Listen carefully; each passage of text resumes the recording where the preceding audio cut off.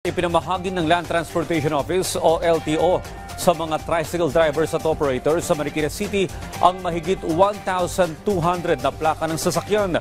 Yan ang ulat ni Bernard Ferrer. Pinunahan ng Land Transportation Office o LTO ang distribusyon ng mga bagong plaka para sa mga tricycle driver at operator sa Marikina. Layunin nitong palitan ang pribadong plaka na kasalukuyang ginagamit ng mga tricycle driver sa pamamasada. Mahigit 1,200 na mga plaka ang naipamahagi ng LTO sa unang batch ng distribusyon at inaasang susunod na rin ang iba pang batch. So ang ginawa natin, base doon sa request ng LGU, inipon lahat ng plaka ng mga taga Marikina at dinala na dito para hindi na sila maaabala na pupunta pa doon sa LTO. Target ng pamahalang lokal ng Marikina na matapos ang pamamahagi ng plaka ng mga tricycle sa lalong madaling panahon.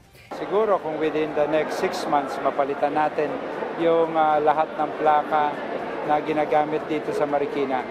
May 6,000 nakarehistro na tricycle for hire sa Marikina. Kaugnay ng programang ito, nakatakdang mamahagi ang Marikina LGU ng health card para sa mga tricycle driver. Nais nilang matugunan ang pangalaga sa kalusugan ng mga nagtatrabaho sa sektor na ito at matiyak ang kanilang kaligtasan sa pagpapasada. Samantala, gagawin din ang distribusyon ng mga plaka para sa mga tricycle sa iba pang bahagi ng bansa.